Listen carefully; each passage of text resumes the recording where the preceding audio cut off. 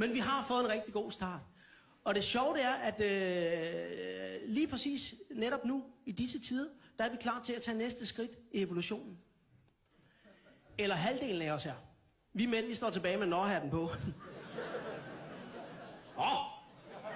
Hvor vi fatter ikke, hvad der sker lige i øjeblikket. Altså, hvor det er jer piger, der styrer hele lortet, mand. Og I slår os på alle baner. Også vores egen banehalvdel. Vi mænd, vi har sådan lidt en altmodisk opfattelse af, at vi er noget helt fantastisk, fordi vi kan stå op og tisse. Ja, vi kan stå op og tisse. Ja, det kan da godt være, at vi kan det. Men vi kan jo slet ikke tisse lige så hårdt, som I kan. Hold kæft, hvor kan I tisse hårdt, piger, mand? Det er jo helt... Har I hørt det, dreng? Når en pige rigtig skal tisse på, det nærmest, det væser og visler jo kraftedeme, mand. Jeg tror da ikke lige, man skal køre hånden ind under. Kæft, hvor blev hun sur, mand. Hvad laver du? Bare lige prøve.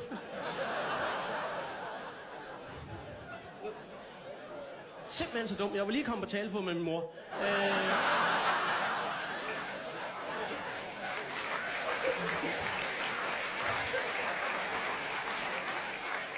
Men I kan jo tisse så hårdt, piger. Det er jo helt sikkert. En pige, der har drukket 2 liter kildevand, hun er jo reelt set et våben i sig selv. Hvis du smider hende over skulderen og får placeret blæren rigtigt, så kan du satme dig kratte alt ned, du møder på din vej, ikke? Sådan har du tanket op, skat. Det var godt. Hvad satan? Er du klar, Mutti? Farvel og graffiti. I kan tisse så hårdt, det er helt... Det er også derfor, piger de altid går 2 og 2 på toilettet, dreng. Det er så, de kan holde hinanden nede.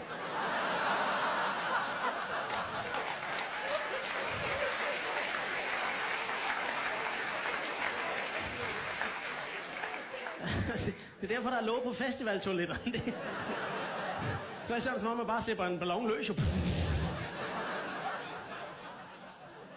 Og så kan I noget helt fantastisk, piger. Så kan I det her, at hvis I ryger ud i den nødsituation, hvor I ikke kan komme til at komme på toilettet, og er nødt til at forrette jeres nødtørft et andet sted, og gå ned i skovskideren, lige hive frem i truseletten og risle af, så kan I holde balancen, uanset hvor stand og visne I er.